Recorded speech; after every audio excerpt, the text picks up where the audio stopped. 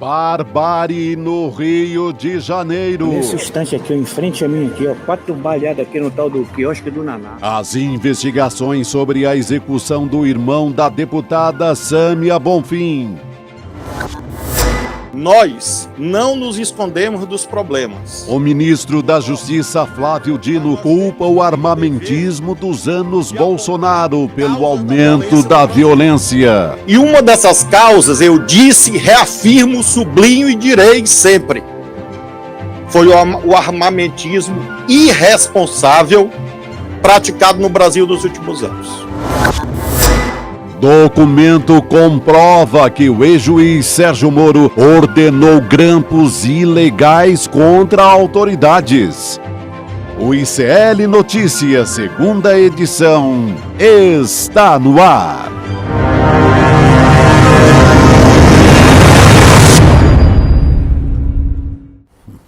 Olá, boa noite, seja muito bem-vindo, seja muito bem-vinda ao ICL Notícias, segunda edição, hoje 5 de outubro de 2023. Muito obrigada a você que nos acompanha agora, nossa audiência nos canais do Instituto Conhecimento Liberto e também Eduardo Moreira no YouTube. Salve, salve, Chico Sá, Chico Pinheiro. Difícil, né, a gente começar esse dia hoje pra cima. Quinta-feira difícil, pesada, né? Pesada.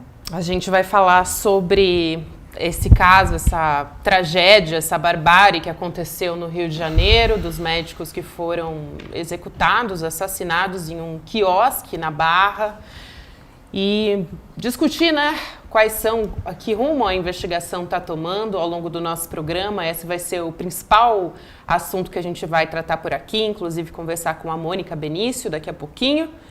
Mas a gente começa o programa, claro, muito indignado com tudo isso que está acontecendo, né, com a segurança do Rio de Janeiro. E é sobre isso que a gente vai tratar, né, Chico Pinheiro? Logo no início de largada aqui, né? Vamos falar disso. Um Infelizmente. A gente devia estar falando da Constituição que faz 35 anos, da Constituição Cidadã. Isso. Mas como diz a música do Caetano, né? Ninguém é cidadão. Aqui ninguém é cidadão. Não, esse acontecimento, essa coincidência com o aniversário da Constituição, só prova que a Constituição, a Carta Cidadã de 88, não vingou ainda como a gente e como o Brasil imaginava que ia vingar. Exatamente. Porque você atravessa a rua para tomar uma cerveja, para ali tá chegando no Rio feliz, vai para o encontro, e aquilo pode te levar à morte, seja por qual razão seja, dentro das especulações. O pior é essa banalidade, você poder morrer em qualquer calçada do país tomando uma cerveja com seus amigos, celebrando a vida. Como se fosse normal, né? Como se fosse a rotina maior das normalidades. E fazendo um paralelo com a Constituição, né, já que a gente falou sobre isso, a gente tem que continuar garantindo os direitos todos os dias, né? Porque eles estão todos os dias sendo ameaçados. Pesados. Agora chama muito a nossa atenção, e eu começo falando dessa questão da violência, a gente vai batendo papo aqui, né? Porque a coisa nos atinge de uma maneira mais incisiva quando morre alguém que é médico, quando morre alguém da nossa classe social. O crime fica perto. Mas eu quero lembrar que ontem, por exemplo, também, em Jequié, na Bahia, a cidade mais violenta do Brasil, em proporção com o número de habitantes, está aqui, ó. E Chico, você falou Jequié, só com licença para um detalhe. O médico é de Jequié. É de Jequié. É, na Bahia. E não morreu em Jequié, foi morrer no Rio de Janeiro. Um dos médicos, né? Isso. Jequié ontem, uma família inteira foi assassinada a sangue frio, entraram na casa, uma família de ciganos, né? Eram 5 adultos, entre eles uma senhora grávida de 9 meses e uma criancinha de 4 anos, fuzilados. Caramba. São 6 mortos no dia, quer dizer, a Bahia continua, né, nesse crescente de assassinatos, de violência. E agora esse caso no Rio, que nos remete, é claro, para a urgência da Política Nacional de Segurança Pública. Aliás, o ministro da Justiça, Flávio Dino, anunciou um plano de segurança pública essa semana. Sim. do jeito que as coisas andam, a gente nunca sabe. Quando você fala de Jequié, na Bahia, a polícia militar, a polícia que mais mata no Brasil. Né? Então, aqui, ó, 6 pessoas morreram após ataque a tiros na Bahia. Criança e gestante estão entre as vítimas. Essa notícia, se não houvesse o assassinato dos médicos ontem, talvez essa notícia nem fosse destaque grande na mídia. Eu que estou associando isso. Porque isso aqui está acontecendo todo dia. Sim. A banalidade do mal, né, a que se referia Hannah Arendt. Isso acontece todos os dias, nas periferias, nas quebradas, contra a gente preta, a gente pobre. E a classe média muitas vezes fala assim, morreu, é bandido, é coisa deles. Exatamente. É bandido, é traficante, é não sei o quê. Cancelaram o CPF. Cancelaram o CPF, tem apresentador. É um dos mais cruéis. E tem apresentador idiota. Que é uma marca bolsonarista, né? Que Tem um muito apresentador repetida. idiota. Cancelaram o CPF. Mas um dia cancela o CPF de alguém. Por engano, a polícia está trabalhando com essa hipótese. Aí todo mundo, opa! Escuta, podem cancelar o CPF de qualquer um de nós a qualquer momento. Sim. Por engano ou de propósito. Agora, não podem continuar matando pobres e pretos no Brasil afora. Esse caso de ontem, na Barra da Tijuca, né, em frente a um hotel, onde aconteceram 2 encontros internacionais. Um encontro, esse era de ortopedia, né? Encontro internacional de ortopedia. Esses 4 eram médicos, são médicos, né? 3 morreram. Acho que só aquele ali sobreviveu. O de azul. Né? Os outros 3 foram fuzilados aí. 33 projéteis recolhidos, né? 33 tiros em 30 segundos. Mais de um tiro por segundo, né?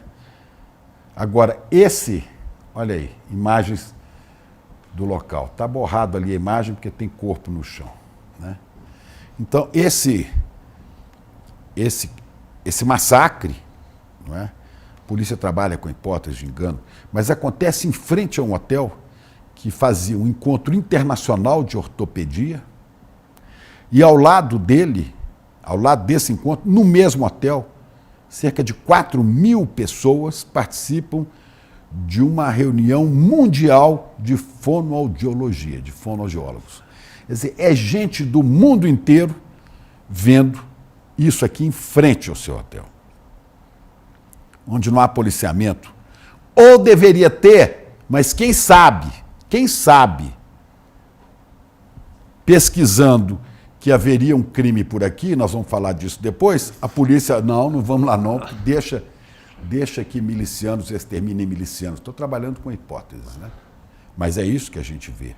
Sim. É isso que a gente vê toda hora, e principalmente no Rio de Janeiro, Avenida Lúcio Costa. Do lado do Vivendas da Barra. Do ladinho. Que a gente chama de Vivendas da Barra Pesada. Onde fica morava... na frente do Windsor, né? A 400 metros do condomínio, onde morava o elogiador, o chefe intelectual, mentor de milicianos. Sim.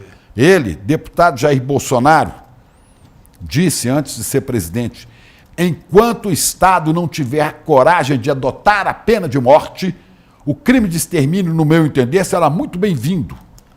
Se não houver espaço para ele na Bahia, porque havia uma questão de milicianos na Bahia, pode trazer para aqui, para o Rio de Janeiro. Se depender de mim, terão o meu apoio. Né? Esse cidadão virou presidente da República. Né? Depois, na tribuna, ele disse, querem atacar o miliciano, que passou a ser símbolo de maldade, e o pior do que os traficantes. Existe miliciano que não tem nada a ver com gatonete, com venda de gás. Como ele ganha R$850 por mês, que é o que ganha na PM, ou como bombeiro, e ele tem a sua própria arma, então ele organiza a segurança na sua comunidade. Isso tem nada a ver com milícia, com exploração de gatonete, com venda de gás. Quer dizer, ele fazia apologia da milícia. É um elogio à milícia, né? Como o Adriano da Nóbrega, sim, que ele condecorou, chefe de milícia, assassino, assim como ele elogiava o seu vizinho, Rony Lessa, que atirou e matou Marielle Franco, Até agora não sabemos quem mandou. Mas é ele que está por trás disso. Ele que incentivava a venda de armas, né? Para o cara dar 33 tiros em 30 segundos, isso é arma automática que não devia estar na mão de bandido nem de ninguém. Mas nós somos inundados por armas nesse governo da morte que durou 4 anos. Quer dizer, atrás disso aqui tem uma cultura que é desse cara, Tem uma... que continua solto, mas vai em cana ainda. Vai. Que elogia a morte. Bandido bom é bandido morto. É o que dizem. Quer dizer, é essa cultura que nós temos que mudar. Política de segurança pública, né, Chico? Sempre. Sim. Mas mudar a cultura da morte. Desarmar. Ora, a polícia do Rio de Janeiro convive com milícia dentro do Estado. Não estou dizendo na cidade do Rio. Eu falo dentro da instituição Estado, dentro das suas polícias. Há quanto tempo? E vem me dizer que não sabem que a inteligência da polícia do Rio de Janeiro não sabe quem tem ligação com milícia lá dentro? Claro que sabe, né? Não tem como não saber. É tão colado, as duas ações são tão coladas que não tem como não Agora, saber. isso aqui, a polícia agora rapidamente começa a dizer, a Polícia Civil, não, isso aqui foi por engano, eles iam matar outro cara, que parece até com o irmão da Sâmia Bonfim, da deputada, né, que morreu. Não, parece com o outro médico. Com o outro médico, que está com a camisa do Bahia. O de Jequié. Com o médico da Bahia de Jequié. Né? De fato, eu vi a foto dos dois, eles são parecidos. Aqui, ó. Eles são bem semelhantes. Esse é o médico que foi assassinado e esse aqui é filho de um velho chefe de milícia. Milícia de Janeiro. O filho de miliciano, que é o da esquerda, é o Tailon, que seria o alvo que confundiu. O médico ao lado é o Perseu. Perseu, foi assassinado. Né? Exato. Agora, esse cara aqui estava preso recentemente por atividades da milícia. O pai dele estava preso. Estão soltos. Ora, inteligência da Polícia do Rio devia mantê-los presos, com apoio da justiça, também, claro, sem justiça não pode ser preso, mas mantê-los presos e com eles descobrir toda a milícia que ocupa ali Rio das Pedras, Muzema, Jacarepaguá. Chico, e se tem essa escuta, se estavam escutando o tempo inteiro, por que não correr até o quiosque e impedir o crime?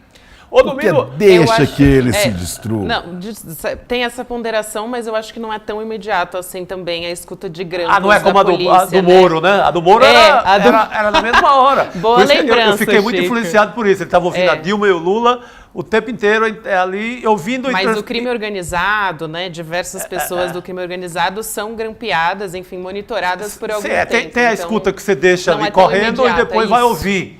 Depois vai ouvir, vai passar, vai receber aquilo como documento. E tem a imediata, que é quando acontece um crime. Agora, nesse momento, deve estar havendo escutas imediatas. Só para encerrar esse papo, eu quero citar o governador do Rio de Janeiro, Cláudio Castro, né? Que há pouco tempo, numa entrevista ao programa Estúdio I, da Globo News, André Sadi, ele disse, na maior cara de pau, violência no Rio de Janeiro. Rio de Janeiro é uma cidade que tem violência, como tem Paris e Nova York. Não, senhor, seu Cláudio, não. O Rio de Janeiro tem uma violência infinitamente maior. Eu morei 38 anos em Belo Horizonte. Eu nunca vi um corpo assassinado no chão. Eu morei 20 anos seguidos aqui em São Paulo. Eu nunca vi um corpo no chão.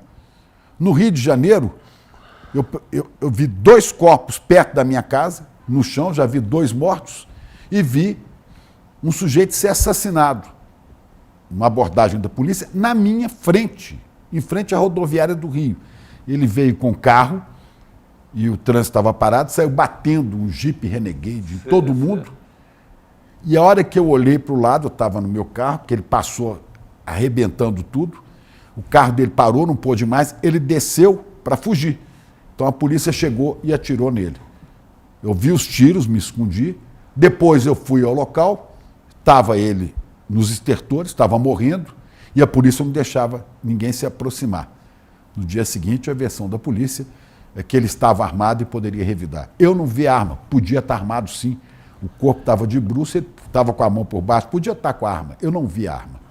Mas, de qualquer maneira, foi um tiro certeiro, foi um tiro na cabeça. Como gostava de dizer, né, O Witzel. o governador, ex-governador cassado, né, Witzel, marginal, Wilson Witzel, foi condenado a perder o seu mandato. É para tirar na cabecinha. Mas às vezes, doutor Witzel, doutor Cláudio Castro, às vezes erram a cabecinha e atiram em gente que para vocês não devia morrer, para mim ninguém devia morrer, todo mundo devia ser, se for o caso, chamado a dar explicações à justiça e pagar suas penas. Mas vocês acham que na cabecinha vale?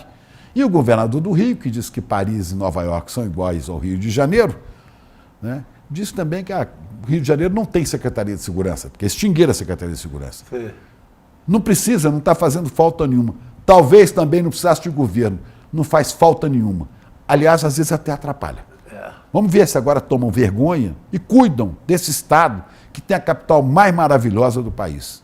O Rio de Janeiro precisa continuar lindo. Mas desse jeito, seu Cláudio, tá difícil, viu? Tá difícil, governador. Mas vamos tocando, tem muito assunto para falar disso aqui hoje. É o seu Cláudio Castro, né, Chico? Só lembrando aqui, porque Que era sempre bom, né? vice do Witzel, né? Vice do Witzel, governador do Rio de Janeiro, que deu uma entrevista essa semana para a Globo News, comparando a segurança do Rio de Janeiro, da cidade, a Paris, Roma e Nova York. Que eu falei aqui. Exatamente. É igual, é tão segura É quanto. igualzinho. Já pensou? Perfeito. Sujeito num café de Paris, chegar quatro caras armados, os médicos estão ali no café Leva de Paris 30 tomando tiros. vinho e tomam 33 tiros. Escândalo mundial. É isso aí. Vamos falar um pouco sobre a coluna do Guilherme Amado, porque ele também está por dentro, né? A reportagem dele está por dentro. A polícia do Rio interceptou uma ligação telefônica mostrando um telefonema.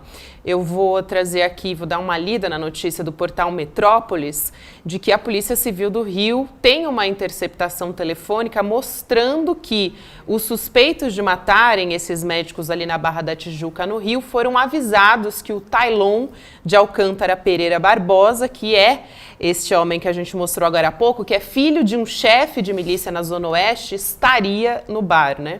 E o aviso é que ele estaria lá, foi feito por um integrante de um grupo rival ao de Dalmir Pereira Barbosa, o pai de Tailon.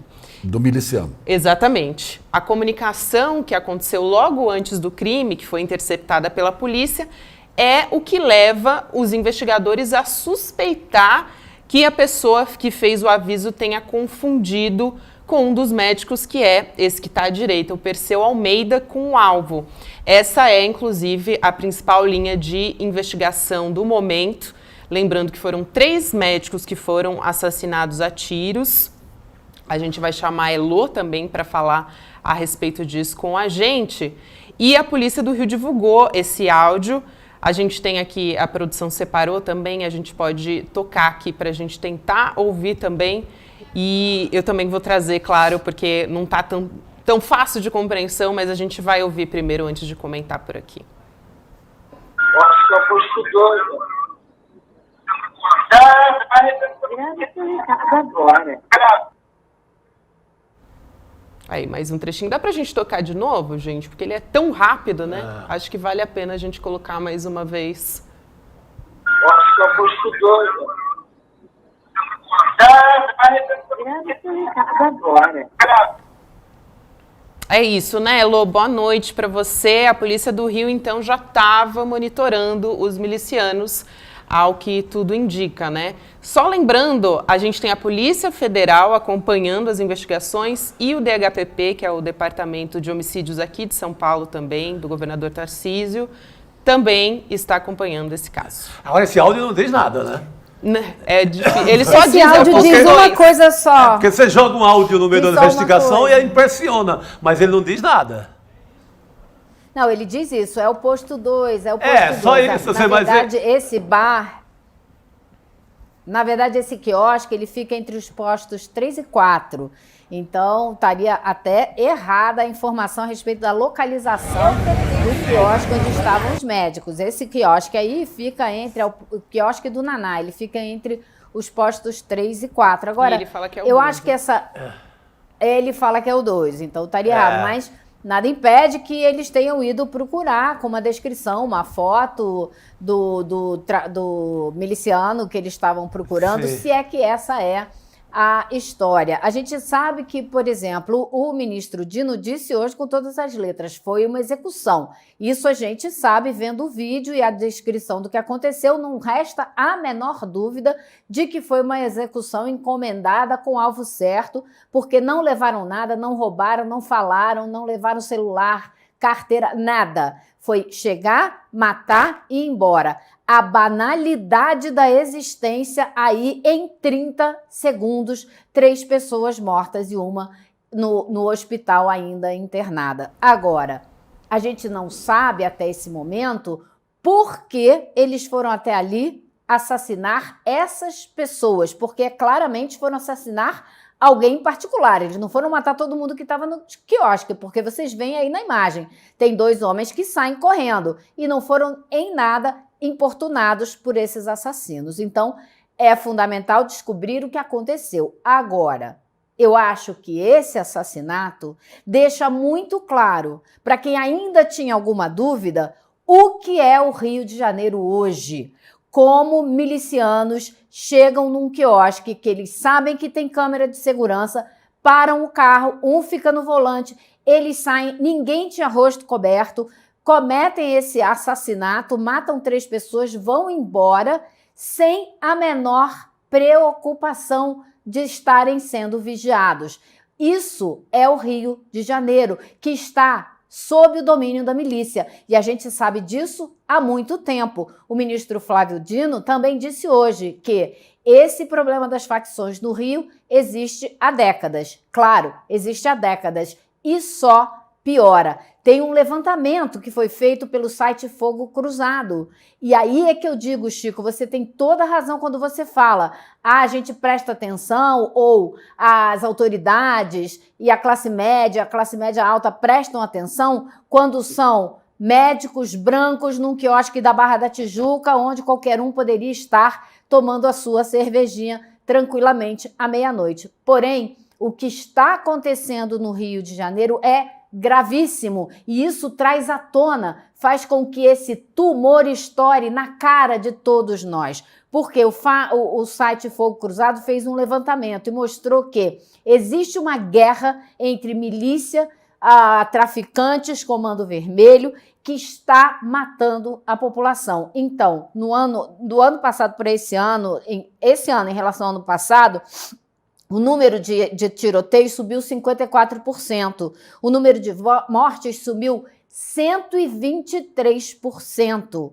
Então, esse assassinato, além da dor que ele traz para as famílias, da dor que ele traz para os amigos, ver a Sâmia Bonfim chegando no aeroporto hoje em São Paulo, foi muito doloroso. Ela estava, claro, destroçada. Quem não vai estar? Que parente amigo desses homens que foram assassinados hoje não estariam destroçados? Até a gente que mal conhece essas pessoas fica. Agora ele traz à tona uma realidade dura, que é a realidade do que é o Rio de Janeiro hoje. Acho que é isso um dos pontos importantes que a gente também tem que discutir, além, claro, dessa investigação, como ela deve ser feita, quais são as linhas que estão sendo investigadas. Gente, Olha, a Mônica só uma Benício coisa, está entre só nós um já. minuto, Elô, eu vi um depoimento hoje da Sâmia, ela falando, primeiro da dificuldade, né, dificuldade de comunicar isso aos pais. Acho que ela passou em Presidente Prudente exatamente para falar. Sim, ela foi lá para a família. Você imagina que você levar essa notícia para o seu pai, falando de como adorável era o irmão dela, que tinha 30 e poucos anos, que só pôde fazer medicina usando bolsa de estudo, é uma família humilde, sem muitos recursos, estudou com bolsa, se formou em medicina, que era o orgulho da família ter um médico na família. E de repente é destroçado, né, por uma situação, uma cultura que não existe segurança para ninguém. Sim. Chico, você falava há pouco com a gente, olha que coisa incrível, 1h da manhã eles foram assassinados. 1 hora depois, um cidadão foi lá e filmou a área toda.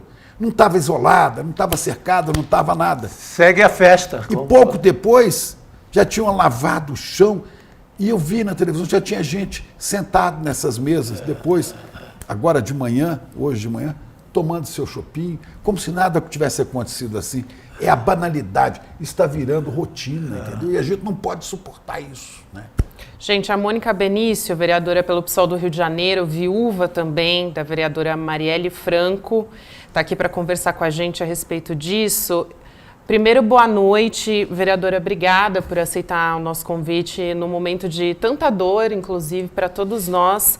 Eu quero começar perguntando a respeito da forma de agir da milícia, né, do Rio de Janeiro. A partir disso, a partir de como esses milicianos agem, o modus operandi, como que você vê esse crime que aconteceu? O que você está achando da versão da Polícia Civil, inclusive, do Rio de Janeiro? Bom, boa noite. Eu estava aqui acompanhando atentamente já o debate, né, de vocês.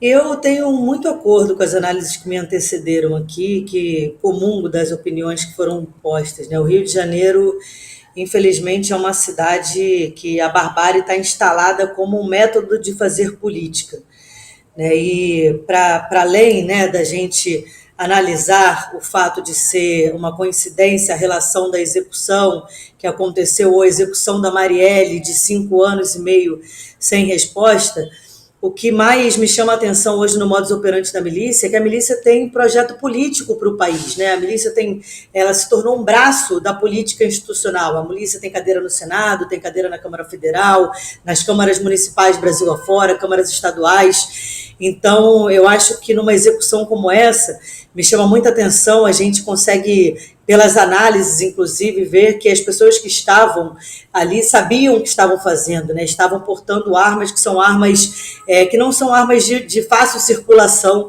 na nossa cidade. Então, a polícia tem competência, tem um sistema de inteligência capaz de diagnosticar quem são os executores, assim como fizeram no caso da Marielle, justamente porque é fácil mapear em grupo miliciano quem tem capacidade bélica e quem tem capacidade técnica de fazer esse tipo de execução, assim como foi no caso da Marielle. Agora, o que eu acho que a gente precisa insistir na nossa sociedade é nas respostas dos mandantes, né? Quem tem poder capital, quem tem poder financeiro de conseguir financiar esse tipo de execução. Nesse caso, as últimas análises mostram que pode ter sido aí uma questão de ter confundido, né, um dos médicos ali, o Perseu, com um miliciano recém-saído da prisão. Mas eu acho que na dor de um familiar, na dor de quem perde um ente querido, esse detalhe é menos importante. O importante é que a gente consiga esclarecer, elucidar de uma maneira comprometida e o mais célere possível, diferente do caso da Marielle, né?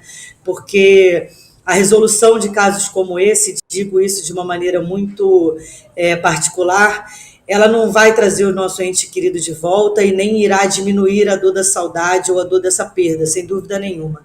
Mas fato é que não ter a resposta para o que aconteceu é mais um fator de dor, é mais um fator de uma dor que eu não consigo mensurar em explicar o que é. Assim, toda a solidariedade à família de todos os médicos, né, tanto do Marcos, do Perseu, do Diego, que era irmão da Sâmia, cunhado do Glauber, companheiros e colegas de partido, toda a minha solidariedade aos familiares e amigos, porque essa perda é irreparável, uma dor nesse momento, é uma dor absolutamente imensurável.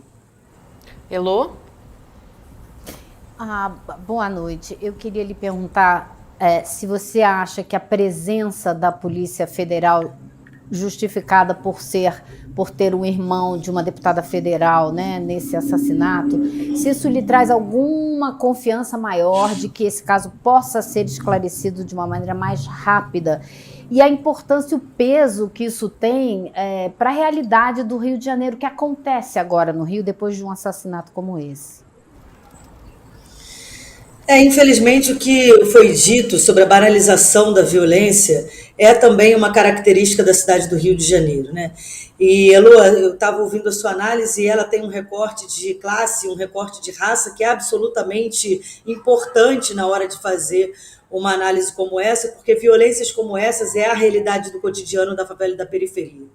O governador Cláudio Castro recentemente, inclusive, disse que o Rio de Janeiro não estava entre as cidades mais perigosas, mas o que a gente vê na prática, no cotidiano, é uma realidade completamente diferente, né? Então, uma execução como essa, né, na Barra da Tijuca, né, um bairro de luxo dentro da capital carioca, é sem dúvida nenhuma um recado, mas também um retrato do que se tornou a nossa cidade, essa cidade que é uma cidade que pulsa a violência, né, que tanto tem de anseio de política de segurança para ser feito, mas que não se resolverá com mais armas, se resolverá com uma equipe de inteligência, se resolverá com política pública que pense no bem-estar de toda a sociedade, não só de uma parcela da sociedade. A banalização dessa violência é um cotidiano do carioca, mas quanto mais a gente sabe que tem um território específico ou uma cor específica, se a gente estiver falando de preto e pobre, isso é ainda mais banal. É claro que o que chama a atenção num momento como esse é o recorte do território, é o grupo, né? Era um grupo de médicos, enfim, acho que nenhuma dor está acima de outra, a gente não hierarquiza a dor, eu não hierarquizo valor da vida, mas para uma análise política isso é importante do que seja feito. Assim, é realmente lamentável que a gente chegue numa cidade como o Rio de Janeiro e ainda tenha um poder de belicismo, né, um poder dessa forma. A entrada da Polícia Federal muito me anima, e falo isso do meu lugar de experiência, né? No caso da Marielle, a gente vê 5 anos e meio aí do caso da Marielle, e esse ano, início desse ano, com a entrada da Polícia Federal, em colaboração com o Ministério Público do Rio de Janeiro, a gente viu o avanço que a investigação teve, a gente viu a delação aí do Elcio Queiroz, que não foi só uma coincidência, né? Isso tem uma incidência direta da Polícia Federal atuando. Então, eu espero que nesse caso a família da Sâmia e todos os outros familiares tenham respostas mais céleres do que nós familiares de Marielle Anderson, e sem dúvida nenhuma a Polícia Federal neste novo governo, nesta nova conjuntura política, acho que é um ponto sim para se ter esperança de que a gente vá ter a elucidação desse caso de uma maneira mais rápida do que outros casos. Então acho acertada a decisão do ministro da Justiça de ter colocado aí a colaboração da Polícia Federal para a gente chegar à resolução desse caso e entender o mais rápido possível o que foi que aconteceu na noite de ontem na Barra da Tijuca. Mônica, Chico Pinheiro, querendo te fazer uma pergunta também. Bom, eu acredito, inclusive, se for verdadeira a teoria da Polícia Civil, muito rápida, né, de que a gente teve aí um massacre por engano, né, os alvos não seriam estes, né, se for isso, vão chegar rápido a tudo, né, porque não tem gente muito graúda, tem entre os milicianos, né, diferente do caso Marielle, porque aí você chegar aos mandantes, você pode mexer com gente muito mais poderosa, inclusive na política, né. Você vê saída para o Rio de Janeiro, por onde começar? Porque, como você disse, a milícia está imbricada no Estado, no Legislativo, no Executivo, nas polícias, né? Como é que se faz o saneamento disso?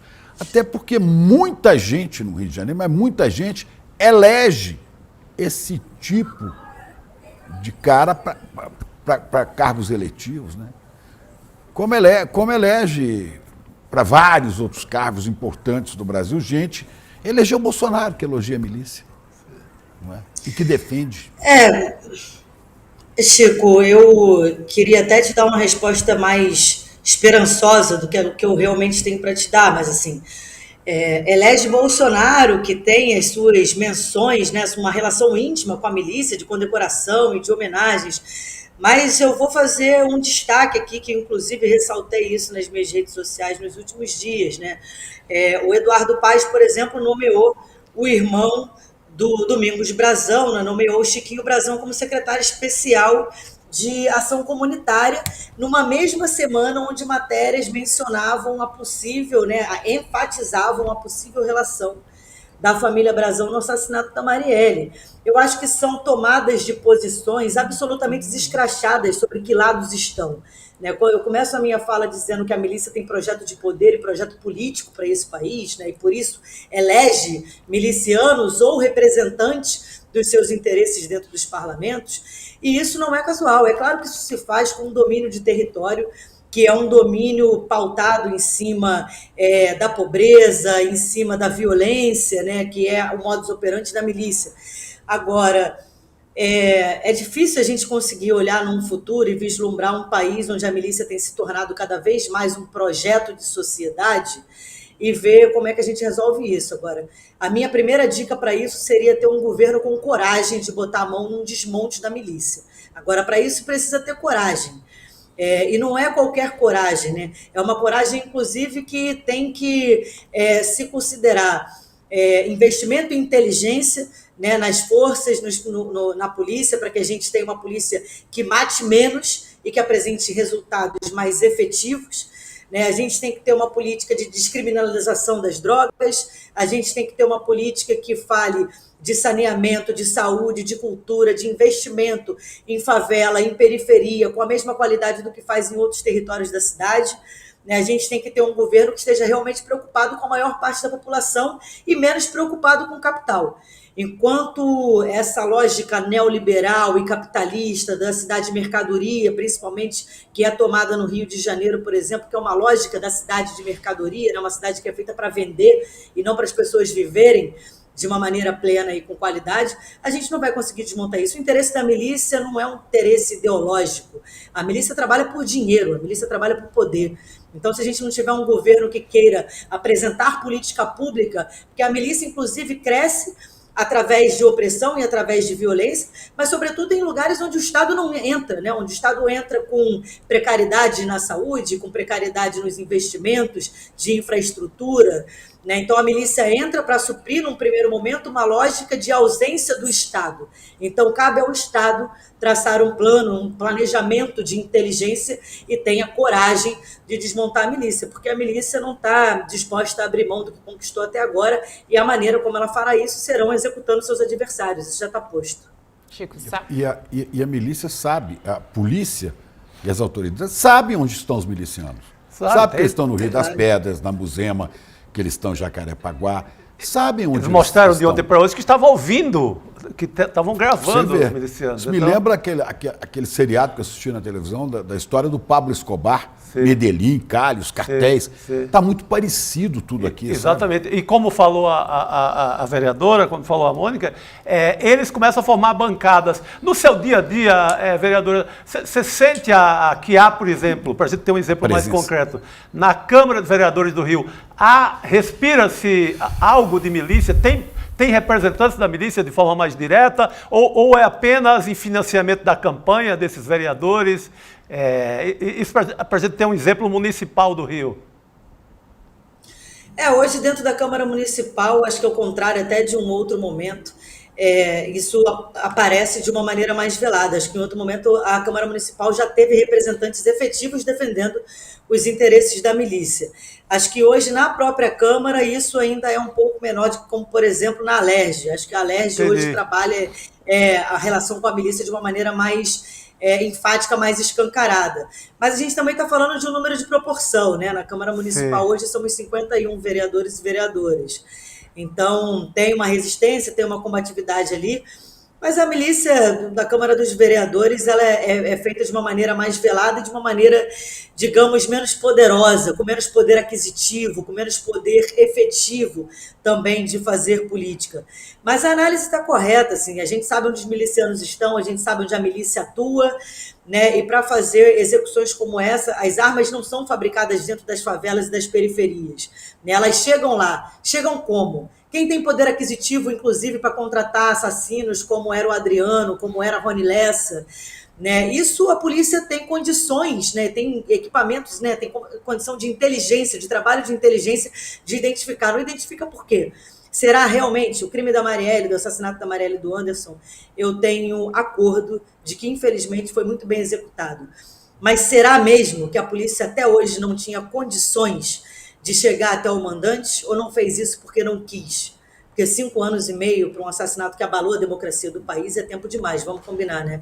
E ter preso só os executores, por óbvio, né? E chegaram no Rony Lessa pelo estilo do que foi cometido, o assassinato, pela arma, né? Pelo modus operandi do que foi. Então, assim, capacidade técnica de inteligência tem, não chega por quê? Exato, Mônica, quero Essa é a agradecer. É a pergunta que fica, né? Que continuamos. Quero te agradecer e, mais uma vez, toda a nossa equipe se sensibiliza, porque eu sei que atinge num lugar muito particular toda vez que uma situação, uma violência como essa acontece. Então, quero te agradecer mais uma vez por aceitar nosso convite. Um nosso abraço. Obrigada por aceitar. Até a próxima. Muito obrigada, gente. Obrigada pelo trabalho de vocês. Obrigada.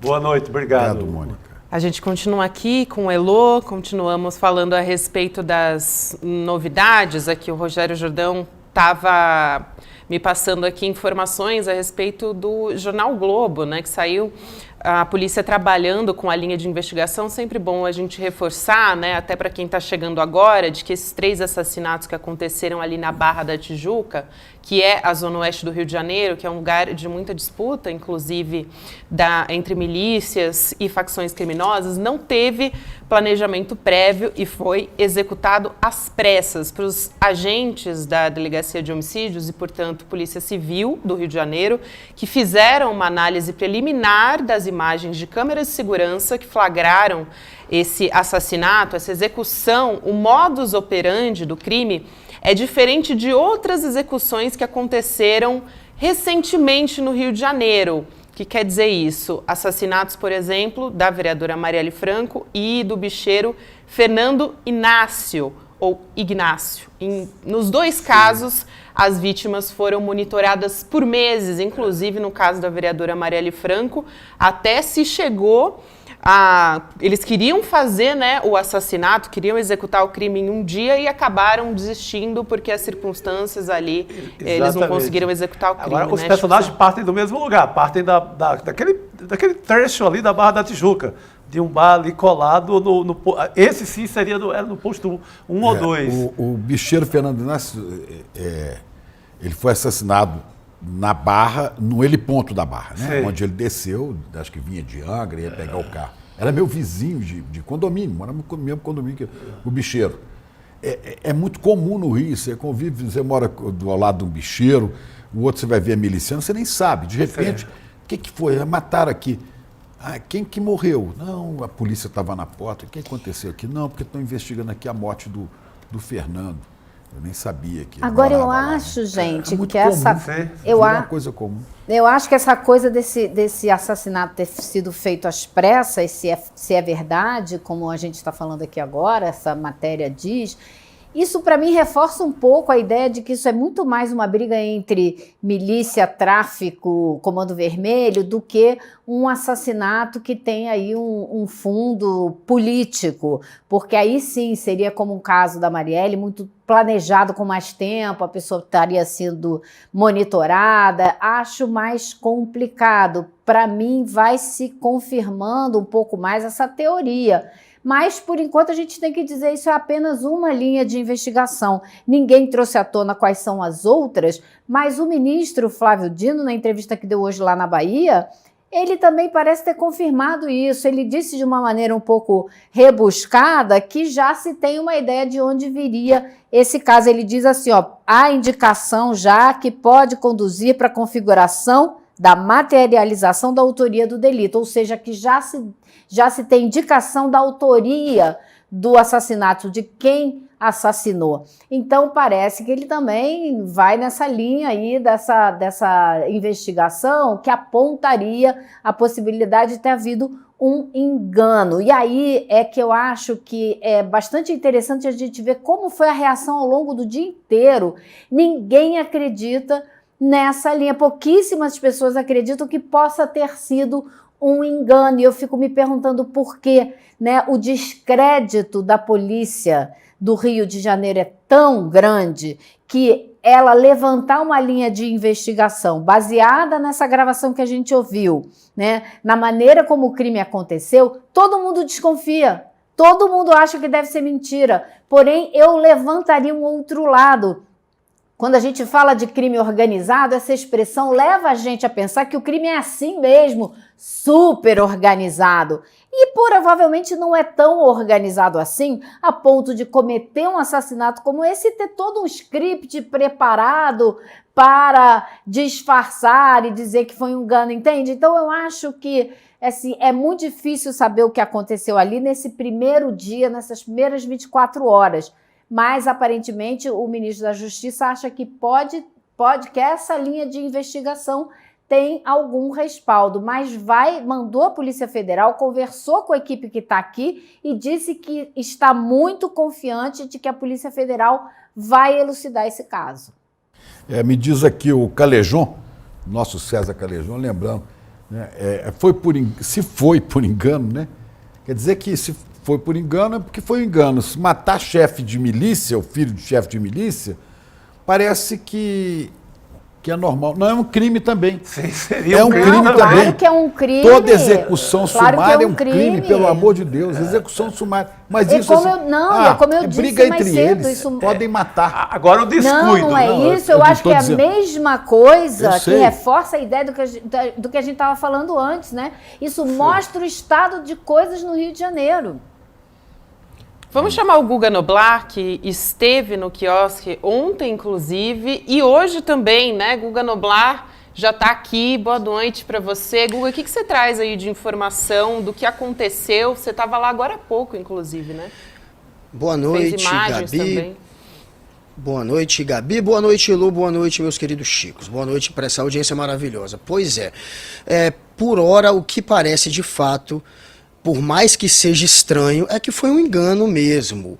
Afinal de contas, o que tem de mais recente é uma suposta conversa, uma interceptação de telefone, uma conversa de telefone, em que um traficante ligado a milicianos rivais do Tylon, que era o suposto alvo, que é o filho de um outro miliciano chamado Dalmir, teria uma conversa de telefone que foi interceptada, em que esse traficante ligado a esses milicianos rivais apontaria que o Tylon, que ele achava que era o Tylon, estaria no posto 2. Então tem já, pelo jeito, a polícia tem uma interceptação de conversa em que há já uma pessoa, um traficante, indicando um grupo de milicianos onde estaria o alvo deles, que era um outro miliciano chamado Tylon, que é o filho de um chefe de milícia da Zona Oeste. Então, por conta disso, isso sugere muito que foi, de fato, um erro. Eles estavam tentando executar uma outra pessoa. E isso foi passado de maneira meio que tá ali, corre, vai e faz. E aí eles, o grupo de criminosos que assassinou esses 3 médicos, eles chegaram lá de maneira meio que amadora, né? Um estava de bermudão, eles não tinham luvas para evitar deixar a digital deles, eles não tinham balaclava para encobrir o rosto. Foi de um jeito muito amador, o que sugere que era um confronto entre milícia, porque o fato é que quando um miliciano mata um outro, e agora o Chico estava até dizendo isso, é crime, né? Era para ser crime, mas no Rio a polícia não investiga, essa é a tradição.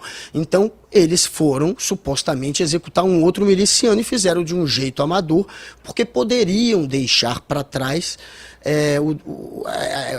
enfim, provas contra eles, já que isso não seria apurado, já que na cabeça deles eles estavam matando um outro miliciano, e aqui no Rio é assim que funciona. Mas não foi o caso. Então, o fato deles terem cometido esse assassinato de maneira um tanto amadora, deixando as digitais deles, e também esse telefonema, que tem um traficante indicando onde estaria um outro miliciano que foi confundido, né, que eles acabaram confundindo com um dos médicos, isso tudo sugere que foi um engano. E também tem a informação agora de que os traficantes do Rio já querem a cabeça desses que mataram os médicos. Então, pelo jeito, eles vão ter que picar a mula do Rio de Janeiro e se esconder. Agora parece que por conta desse crime que eles cometeram, toda essa atenção que trouxe, né, pro crime aqui do Rio está sendo muito negativo para milicianos e traficantes. Então, esses aí parece que também já estão sendo jurados de morte aqui no Rio de Janeiro. Esse é o papo que está rolando. Ô Guga, parece que momentos antes dessa chacina, você estava, por acaso, num quiosque ao lado desse, Conta Foi. como é que estava o clima à noite, como é que estava lá? Eu num hotel aqui muito próximo do local. Eu, inclusive, jantei num quiosque ontem à noite, 10h30, 2 horas. Eles chegaram às 11, né? Neste quiosque, ficaram até 00:59, que foi quando aconteceu esse assassinato. Eu estava num outro quiosque, muito próximo dali, às 10h30 da noite, até umas 11, que foi mais ou menos o horário que eles chegaram. Então, hoje, inclusive, fui lá. E o clima lá, por incrível que pareça, é de a vida que segue, né? Porque tá todo mundo lá, enfim, não tinha, eu imaginei que ia estar o local meio que vedado pela polícia, né? Enfim, para fazer um trabalho de perícia que, pelo o que a gente entende disso, nós jornalistas que tentamos acompanhar, as 48 horas seguintes ao assassinato são as mais importantes. E o local precisa ser preservado para se fazer perícias. Inclusive, os policiais de São Paulo que estão vindo para o Rio de Janeiro para ajudar a polícia do Rio, uma parte é especializada exatamente em perícia. Eles estão vindo para fazer um trabalho de perícia e o negócio lá está, enfim, funcionando como se nada tivesse acontecido. Horas depois do assassinato, isso um Uber me contou hoje de manhãzinha, 8 da manhã, que horas depois, segundo ele, 1 hora depois, os clientes já estavam sendo atendidos e já estava, enfim, tudo sendo tocado ali como se nada tivesse acontecido, o que é muito insano. Aí a gente fica preocupado tanto com o trabalho de perícia quanto com a sanidade das pessoas, que simplesmente está tão banalizado, né, a questão da violência, que ninguém parece se comover muito, e a vida que segue ali nesse quiosque. Falando em vida que Cara, isso é segue, uma né? loucura, Logo depois gravaram um vídeo, inclusive. Parece que não tinha nem um isolamento. Como é que uma pessoa entra e faz a gravação desse vídeo? Não, nem logo aquela depois do fita assassinato? famosa, preta e amarela ali que coloca, nem isso. Vamos ver como é que passar, foi esse vídeo. Obviamente a gente preservou, né, as imagens, Dos corpos. os corpos, né, das vítimas, mas é bastante impressionante. Nesse instante aqui, ó, em frente a mim aqui, ó, 4 baleadas aqui no tal do quiosque do Naná. Mano, 2 caras paulistas, traquezinho branco parou, largou o aço nos caras. Os caras são paulistas, parceiro. Tiro, velho. Tiro, os caras brincaram, nego, velho. Vieram pra pegar os caras. Aqui, ó, vieram pra pegar os caras mesmo, rapaziada. Aí, ó. Nesse instante aqui. Parece que alguém pedia socorro. Gente, ali, que né? loucura isso. Você imagina, a É cena do impressionante. crime está toda contaminada. Foi não, cuidado destruída nenhum. qualquer possibilidade de perícia. Aí você fica Inacreditável. lembrando, né, daquelas cenas de cena de crime nos Estados Unidos, aquela fita amarela, tudo isolado. Os caras chegam com aqueles, parece roupa de astronauta, para não deixar cair nenhuma fibra, né, para não deixar cair nenhuma gota de suor, para não mudar nada das... Acabou, não tem mais cena do crime. Como que a perícia da Polícia Federal vai trabalhar? Não tem o que fazer ali. Não, cuidado. Só um detalhe, o chefe da perícia da Polícia do Rio de Janeiro não é perito, é um delegado que nunca foi perito. Quer dizer, é a bagunça generalizada no governo do seu Witzel, do seu Cláudio Castro. Isso aí é zorra total. Eu lembrei agora do assassinato daquele congolês, lembra também, no Rio de Janeiro, no No quiosque? quiosque. Foi a mesma coisa. Zero cuidado, não isolado nada e vamos embora. Tem sido Não tem Secretaria de espancado. Segurança, né? isso. Não tem. A Secretaria de Segurança do Rio de Janeiro foi extinta já há algum tempo. E o Cláudio Castro, o governador, disse, não, dá a prova aí, pelos números, não faz falta nenhuma. Não faz mesmo para a Secretaria de Segurança. Nos moldes que vocês pensam segurança, ter ou não ter, dá na mesma, né? Mas não é essa a segurança pública que a população, que o contribuinte quer ter, né? E o cidadão. Inclusive, a gente teve reações, né, da extrema-direita se pronunciando, em alguns casos nas redes sociais. Inclusive, o nosso analista de redes sociais, o Pedro Barciela, ele detectou um maior comedimento, uma postura mais equilibrada dessa vez por parte de políticos, Da enfim, direita. Da extrema-direita, exato. Uma postura mais equilibrada. A gente não tem o gráfico aqui para trazer, mas é bastante interessante isso que ele notou, né, nas redes sociais. Eu acho que pela primeira vez você tem uma certa corrente solidária da extrema-direita. Solidariedade. Pela primeira vez. Não se tem notícia disso no Brasil. Até o Nicolas todo mundo. Isso é por conta do estrago que a palavra milícia, o mundo milícia tem trazido às pessoas. E, segundo, é porque os caras são médicos.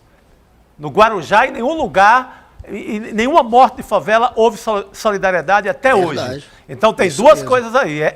Pega mal pra cacete pra direita hoje essa ligação extrema com a milícia. E segundo, eram médicos. Como a Mônica, a vereadora, falou, não dá para... Todas as dores são pesadas e a gente sabe, mas é oportunismo deles, porque pega a classe média porque são médicos. Porque se fosse pobre, preto, jamais teria essa solidariedade. Homens encapuzados, Ô, Chico, posso acrescentar bandidos alguma coisa? ou policiais invadiram a casa ontem, em Jequié, e mataram a família inteira, 6 pessoas. Inclusive uma criança Você de viu a 4 solidariedade anos. deles? De ninguém. Porque Agora eram sobre ciganos. a Sâmia, Diga, Elô. sobre o fato de ter sido o irmão da Sâmia, teve uma coisa muito ruim, muito, assim, asquerosa que aconteceu hoje nas mídias sociais. Você teve esses políticos, os representantes aqui no Congresso, fazendo, né, dizendo minha solidariedade, essa dor e tal e tal. Mas se você for olhar os comentários que essas pessoas costumam atiçar, né, porque eles atiçam, eles sempre fazem postagens provocadoras nas redes sociais, eles fazem discursos e bullying aqui no Congresso, fizeram vários com a Sâmia Bonfim. E aí as pessoas que seguem esses deputados e senadores, vocês precisavam ver os comentários. Eu li vários. Alguns que diziam, pena que não era ela, né? Que a próxima vez vai ser ela. E coisas assim, absurdas que eu não ia nem falar aqui, porque acho que a gente não tem nem que repetir. Mas eu acho que a gente também não pode deixar num momento desse de discutir o clima de ódio que esses deputados e senadores alimentam diariamente a partir aqui do Congresso, com os vídeos que gravam, com os discursos que fazem, com as declarações super preconceituosas que costumam fazer. E a gente sabe que todas as ameaças de morte, de estupro, que a gente vê, a Jandira Fegali hoje conseguiu chegar ao Supremo para que o Supremo acompanhe as ameaças de morte que ela vem sofrendo, elas todas vêm da extrema-direita. A gente não vê nenhum candidato, eleitor de centro ou de esquerda fazendo esse tipo de ameaça. E essas pessoas são alimentadas pelo discurso que esses deputados e senadores, graças a Deus, hoje fizeram postagens humanas, né, decentes, mas não é a tônica. Bem lembrado isso pelo Elô, porque no dia a dia eles alimentam isso, Chico. Mas sabe por que agora, perseguição. Agora manifestam também solidariedade? Para dizer assim, olha, nós estamos distantes dessa milícia. Sim. Como se não tivessem estado no passado ao lado de milicianos, apoiando presidente, amigo de miliciano. Empregando nos seus gabinetes. Empregando da família Bolsonaro. Toda, né? Não, mas Chicos, a Elô, inclusive, muito bom trazer esse ponto, porque se você for atrás de alguns políticos, como o Nicolas, talvez você ache ali palavras realmente de lamentação. Agora, tem muito influenciador, não é só militante que está respondendo em rede social, é um influenciador grande da extrema-direita que está usando esse episódio para seguir fazendo um discurso de ódio, de ódio político. Uma dessas pessoas foi uma advogada que tem mais de 600 mil seguidores, que é muito ligada ao Bolsonaro. É uma que está sempre ali junto aos filhos do Bolsonaro e o Bolsonaro. Ela fez um texto que num pedacinho, lógico que eu não vou ler o texto inteiro, mas ela chega a escrever para a Sâmia: se você ajudasse no combate ao crime organizado, talvez seu irmão tivesse vivo. Olha o nível de podridão dessa pessoa. Olha como a pessoa é baixa. Ela está querendo culpar a Sâmia pela morte do próprio irmão, já que na visão dela a Sâmia é alguém que defende os marginalizados e não a polícia, e não quem combate o crime organizado. Olha que comentário podre. Então, essa é uma pessoa que tem muito seguidor, é uma advogada, esse comentário viralizou e é desses tantos nessa linha. Tem muitos fazendo esse tipo de comentário ainda. O Guga está aqui no Twitter, que agora mudaram para X, mas está no Twitter. Está aí, inclusive, com um selo de autenticidade, ó. Flávia Ferronato é o nome da senhora. É porque qualquer advogada. um pode comprar agora, né? Esse selo agora deixou de ser. Ela diz: um dos médicos assassinados no Rio nessa madrugada é irmão da Sâmia Bonfim.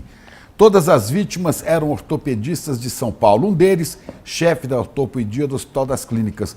O crime tem todas as características de execução. Pois é, Sâmia, a falta de combate à violência do governo que você tanto defende tem seu preço.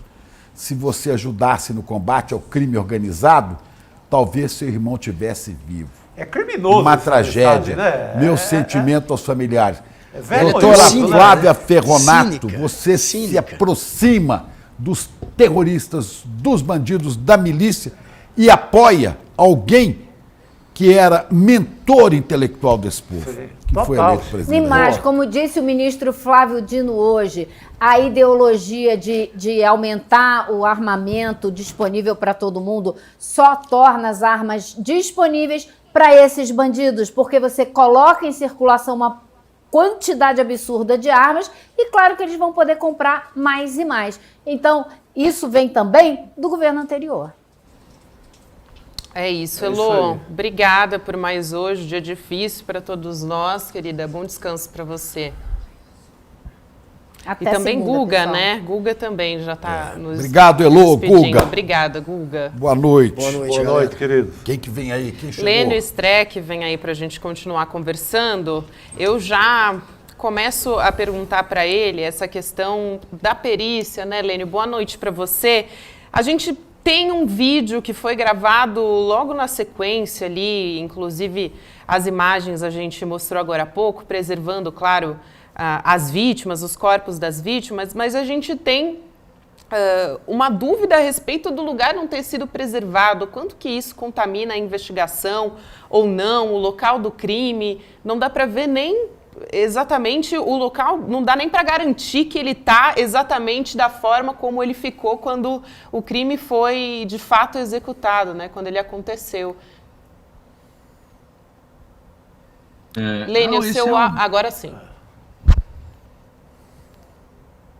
Tá... Não, agora a gente está de novo sem seu áudio, Lênio. Parece que está falhando. Voltou. Será que é isso? Não pode? Professor, Não, agora sim, professor agora Lênio Streck, agora vamos sim, adiante. Lênio. Eu não sei o que está acontecendo, porque Tá bom, funcionando agora tá ótimo. agora. tá ótimo. Isso apenas demonstra a crise da segurança pública no Rio, em qualquer lugar. Não se preserva sequer o local do crime. Para conseguir as câmeras, as câmeras têm que trazer o secretário nacional de segurança pública. Eu acho que acontecimentos como esse acendem a luz para demonstrar, por exemplo, que a esquerda no governo federal, que não pode resolver tudo, porque a segurança é uma questão dos estados, mas precisa se dar conta da segurança pública que virou um problema nacional. A Bahia, Rio de Janeiro, qualquer lugar. Aqui no Rio Grande do Sul aumenta também o número de facções que brigam entre si. Eu acho que tem que se dar conta, né? Não há nenhuma política de segurança até agora do governo federal, um pouco em face de uma certa soberba da esquerda e um pouco de uma ingenuidade com relação à segurança pública. A esquerda nunca se preocupou com isso e por isso que os milicianos chegam ao parlamento, eles fazem todos esses deputados, porque porque eles falam aquela linguagem direta e a esquerda, enfim, os governantes dos estados também governados pela esquerda normalmente, ou por um certo tipo liberal social, não se dá conta de que os mais prejudicados pela violência são os mais pobres. Isto que acontece seguidamente no Rio, agora aconteceu com médicos, e, bom, agora talvez isto seja o componente que pode dar o start, o início de um outro olhar sobre a segurança pública, né? A Polícia Federal vindo para ajudar, mas não dá para deixar a Polícia Federal todo o tempo. Quer dizer, os estados precisam também se mobilizarem com relação a isso. Agora, quem mais sofre com a violência são os pobres. E as pessoas têm direito fundamental a não ser assaltados, não serem mortos desse tipo, não serem agredidos. Isso está na Constituição, inclusive. A segurança pública é uma garantia também. Tem que olhar para isso para poder nós não precisarmos lamentar todos os dias balas perdidas, etc. Esse enfrentamento tem que ser feito. Aí nós tem que suspender os prejuízos daquilo que se pensa, digamos, de forma idealizada sobre a criminalidade. Um olhar um pouco mais pragmático. Doutor Lênio, o senhor que é um homem da área do direito, da justiça, acompanha de perto a questão da justiça, o que a justiça no Rio de Janeiro, o que a justiça no Rio de Janeiro pode fazer para contribuir com o fim disso? Porque o que a gente vê é que a segurança pública no Rio de Janeiro já não conta tanto. A gente não sabe até que ponto a polícia está contaminada, o governo está contaminado por milícias, por tráfico, né? Também por certos, entre aspas, pastores, bandidos, criminosos. A justiça pode fazer o quê? A justiça pode fazer muito pouco, né?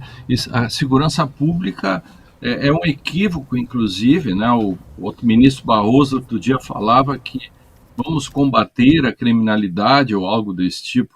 O judiciário não combate a criminalidade. Quem combate a criminalidade é a polícia. O judiciário apenas cuida de aplicar a lei e oferecer as garantias, porque o Estado é maior que o indivíduo.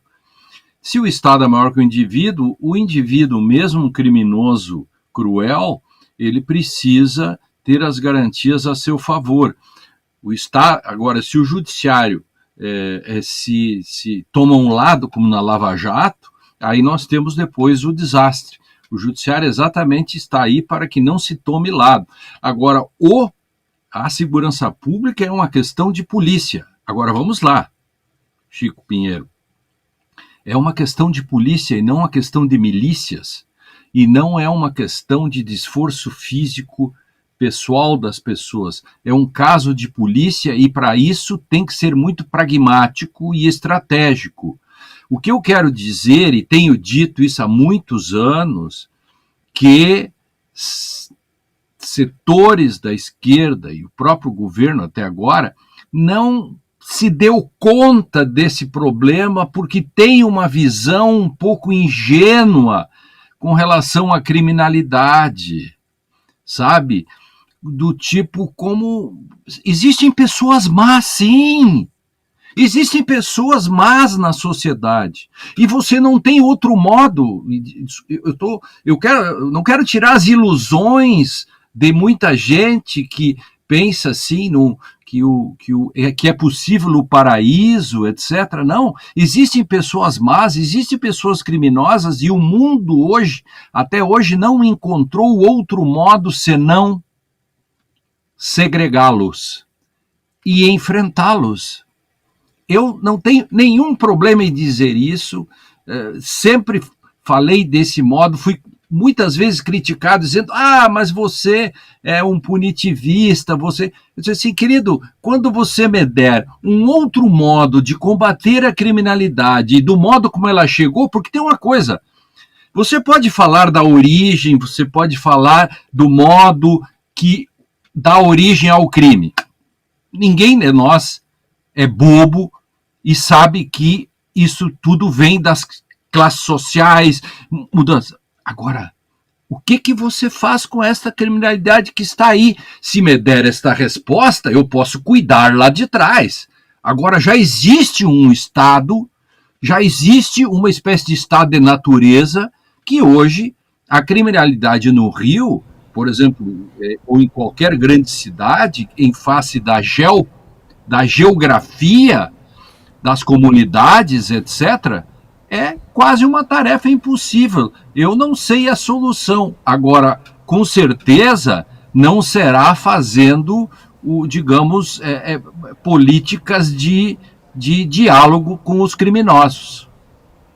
Ô Lênio, eu quero perguntar também a respeito da investigação, né? A gente tem, no momento, de acordo com as últimas informações do jornal O Globo, de que a Polícia Civil está atuando no inquérito, né? E a gente tem a Polícia Federal que está atuando na inteligência desse caso.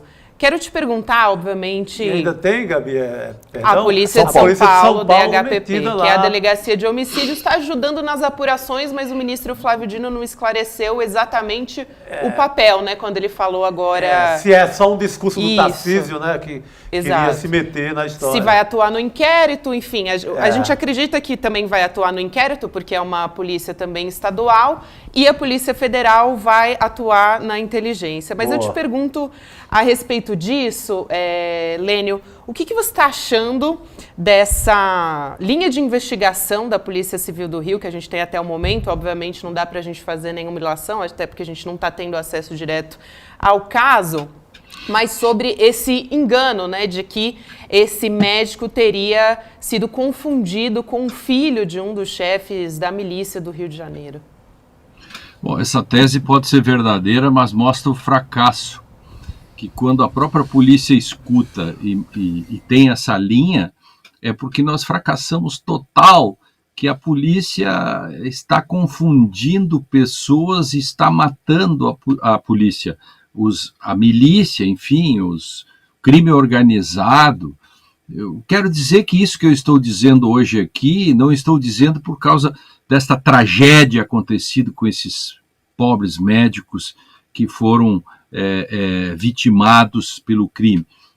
Eu sempre tenho dito isso, e aliás, no segunda de manhã, aqui no ICL, eu falei isso junto com o Eduardo, sobre essa questão da ingenuidade no combate à segurança pública, e também nós tocamos nesse assunto.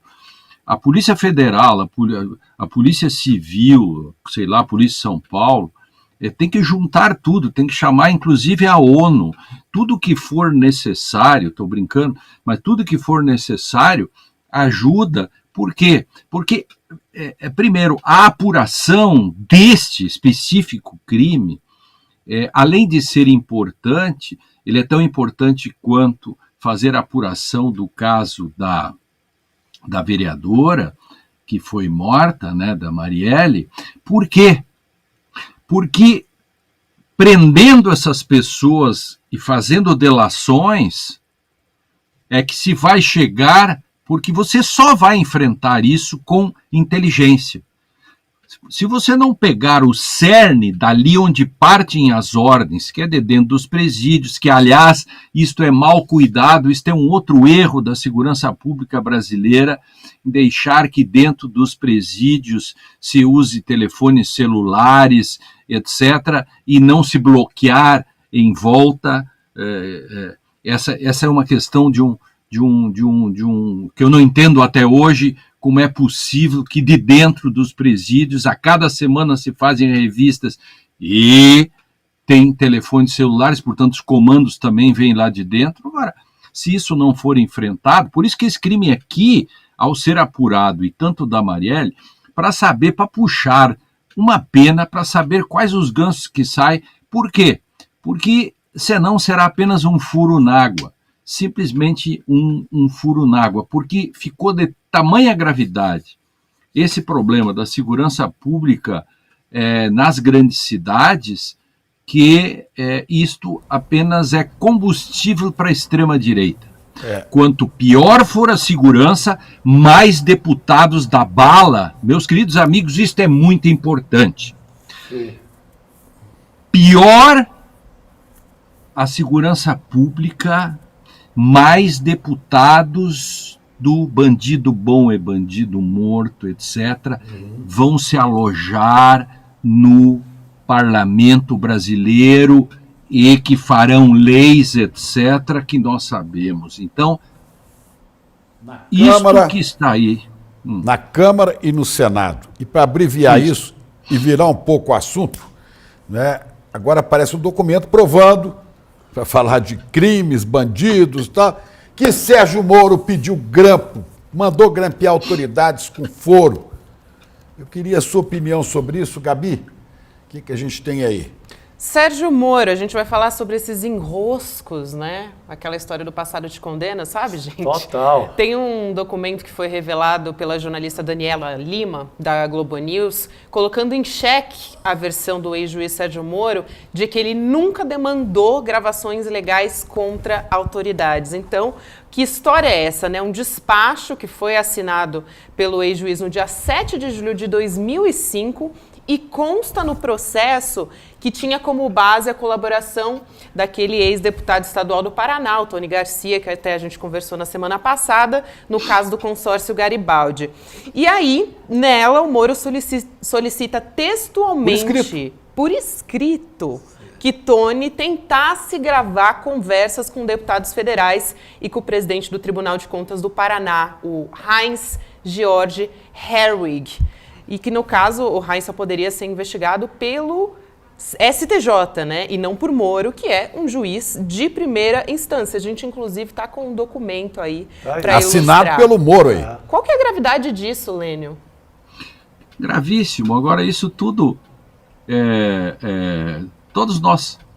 essa história do Tony Garcia nós já conhecíamos, né? O Tony Garcia agora foi depor, ele já tinha falado isso, aquela entrevista que ele deu para o Joaquim de 1 hora e tal, e há toda a questão do Tacla Duran também.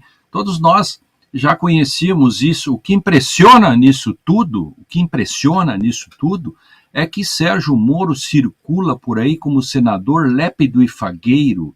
Ele e os companheiros da República de Curitiba andam por aí, inclusive o Sérgio Moro fazendo críticas. Nós vamos fazer um congresso agora sobre a Lava Jato na USP. Eu estarei em São Paulo nesse dia para palestrar, no dia 29 de outubro, e Sérgio Moro postou, disse assim, olha a Itaipu, a Petrobras, fazendo... financiamentos de congressos, etc., sobre a Lava Jato. Ora, o mínimo que a Petrobras pode fazer é financiar discussões sobre o que aconteceu dentro dela, em que até agora não se sabe, inclusive, o que foi feito com todo o dinheiro e como ela foi lesada de dentro também. Então, esta questão, enquanto não for... Nós temos duas coisas muito parecidas aí. Elas são correlatas. Lava Jato, Moro, Dallagnol e companhia, enquanto não existir processo mesmo, indiciamentos criminais, vai acontecer a mesma coisa que esse certo passapanismo que nós estamos vendo hoje pelo ministro Múcio e companhia, passando pano sobre os militares, quando todos nós sabemos que aquele manifesto de 11 de novembro insuflou tudo isso que está aí. Tem até uma minuta de golpe, tem a prevaricação e não foram indiciados até agora.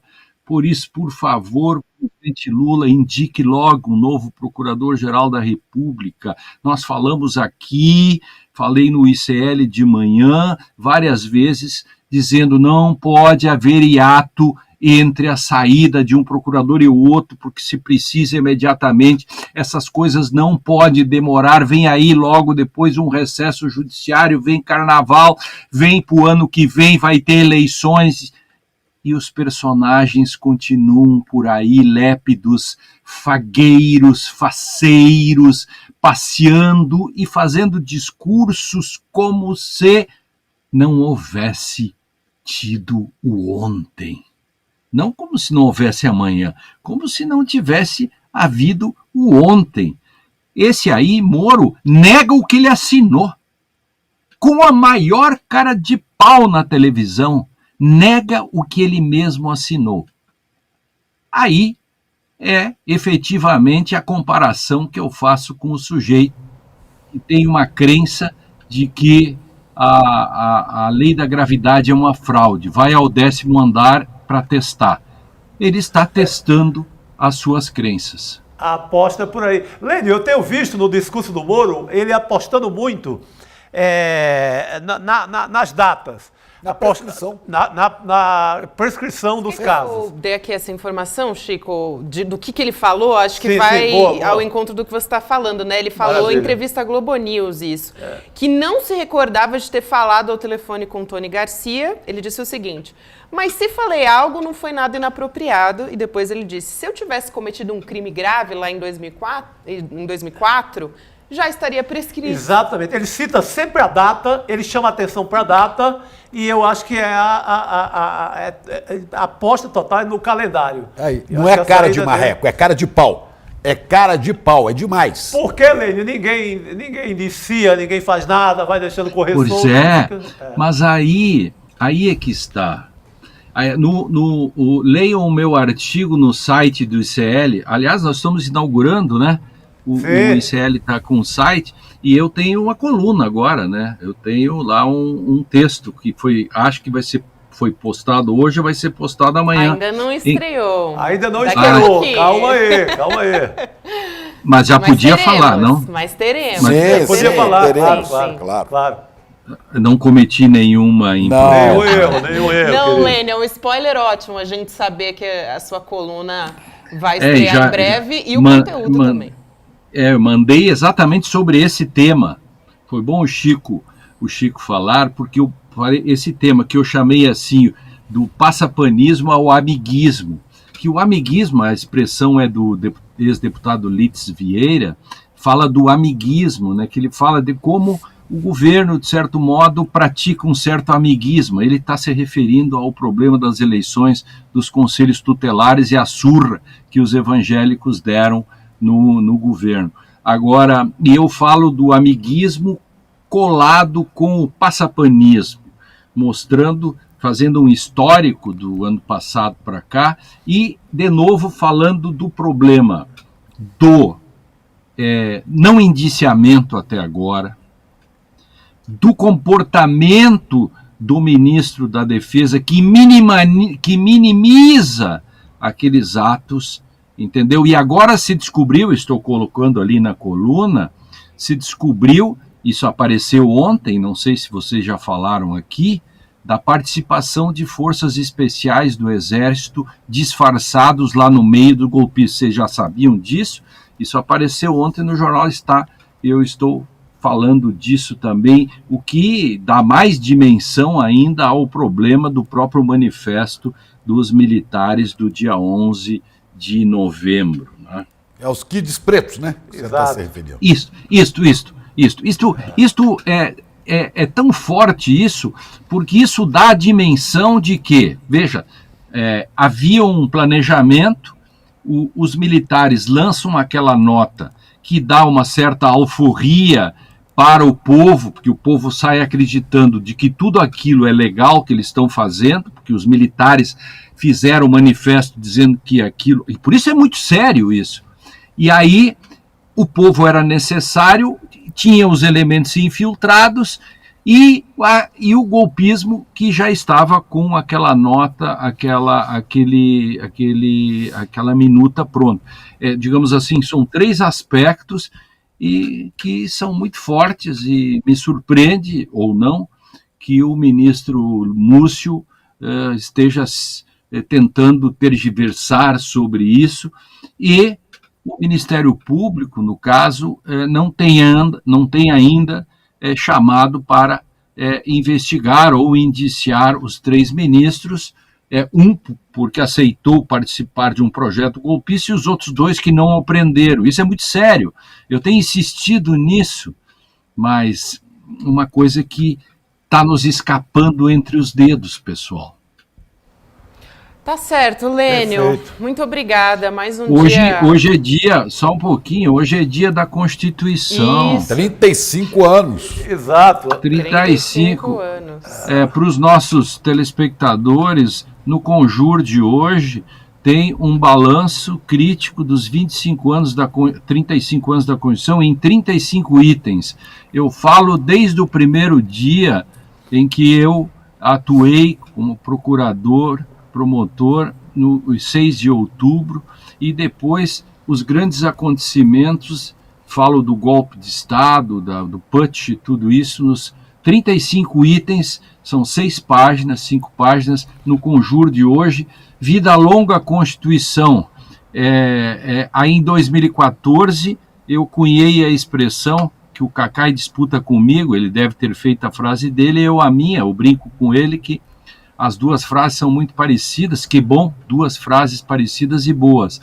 Sim, cumprir a Constituição, a legalidade constitucional é um ato revolucionário. Eu dizia isso em 2014, lá no Rio de Janeiro, e continuo dizendo hoje. E mando um abraço para o Cacai.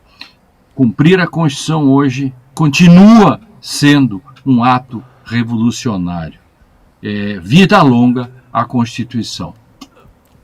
Lênio, aproveitando que você chamou aqui os 35 anos da Constituição, assiste aqui junto com a gente a reportagem do André Graziano, que a gente preparou aqui. Belo um vídeo do André, né? Muito bom. Claro. Com tantas ameaças, né? A democracia. Não é pedir muito, pedir que cumpra a Constituição, né, Lênio? Deveria ser não pedir muito, mas parece que no Brasil virou ser pedir o impossível.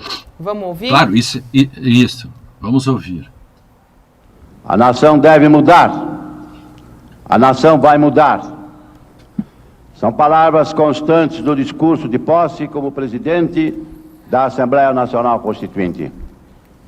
Hoje, 5 de outubro de 1988, no que tange à Constituição,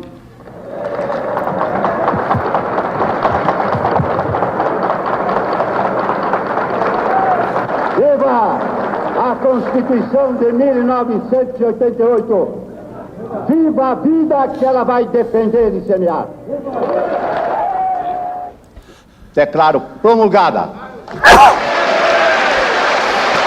o documento da liberdade, da dignidade, da democracia, da justiça social do Brasil.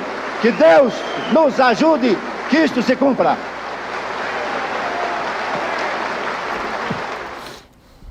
Tá aí, Lênio, num momento tão importante como esse, né? A réplica da Constituição chegou a ser roubada no dia 8 de janeiro. Sim. Mas a frase que eu mais gosto é aquela: traidor da Constituição é traidor da pátria. Tem ódio e nojo à ditadura. Por isso que é tão importante que a gente não passe pano nisto que, pela primeira vez na história, nós estamos julgando os golpistas. Antigamente, os golpistas ganhavam e nos julgavam e nos perseguiam. Desta vez, nós pegamos os golpistas. Vamos deixá-los escapar? Essa é a interrogação. É isso, Bela Lênio, pergunta, perfeito, Lênio. Bela pergunta. Perfeito. Obrigada, Lênio. Tudo bem. Um abraço grande. Obrigado, doutor Até a Lênio. próxima, Boa noite. querido. Boa noite. Antes de terminar, vou te chamar, claro, para a aula aberta e gratuita com o Edu Moreira, no dia 10 de outubro, 8 horas da noite, para você entender as regras essenciais para ter resultado nos seus investimentos. Está aí a aula, 3 regras para investir com resultados. Para todo mundo, gente, inclusive, se você for iniciante, essa aula é para você também. Você pode se inscrever em edu1.com.br/N2. Anota aí, dia 10 de outubro, às 8 horas da noite. Agora você fica, claro, na companhia do Sinapse CL, os queridos Roberta Garcia e César Calejão estão chegando aí com a Mili Lacombe. Olha que bacana. Aí, muito bom. Excelente. Vamos nessa, então. Amanhã a gente espera que volte com notícias melhores, né, minha gente? Vamos voltar com notícias melhores, sempre Vamos melhor. nessa. É isso. E a ciranda Obrigada, não querido. pode Ciranda parar. não pode parar.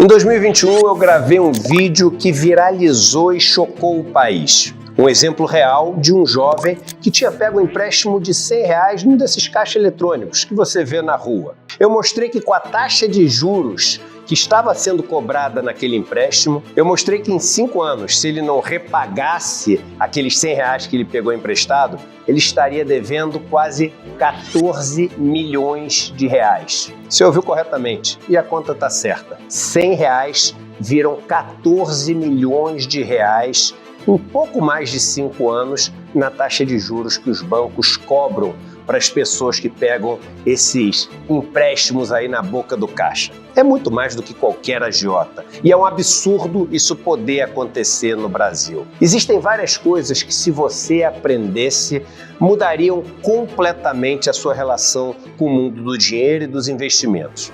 E eu separei as 3 principais, as 3 regras para se investir com resultados. E eu vou dar uma aula no dia 10 de outubro, às 8 horas da noite, no horário de Brasília. É uma terça-feira, para você poder aprender essas 3 regras. Para você se inscrever, é só clicar no link aqui em cima ou aqui embaixo. E gratuitamente você vai poder participar. Se inscreve agora e chame seus amigos e amigas para participar também. Hallo zusammen, meu nome é Júlia Barreiro, eu sou professora de idiomas aqui do CL, sou formada em letras pela USP e tenho mais de 20 anos de experiência dando aula de inglês, alemão e também de português para estrangeiros. Nesse curso de A2 vocês vão avançar no ensino de alemão de vocês, aprender outras estruturas gramaticais, evoluir muito em termos de vocabulário e habilidade de leitura, de escrita e habilidade oral também. O curso de alemão aqui do CL está dentro do pilar profissional. Aqui a gente oferece cursos no pilar espiritual, onde vocês podem fazer, por exemplo, aulas de meditação, de yoga. No pilar cultural, onde vocês podem aprender sobre história, música, cultura. E o pilar profissional, onde vocês podem, entre outras coisas, aprender alemão ou outras muitas línguas que a gente oferece aqui. Então se junte a nós nessa comunidade que só está crescendo.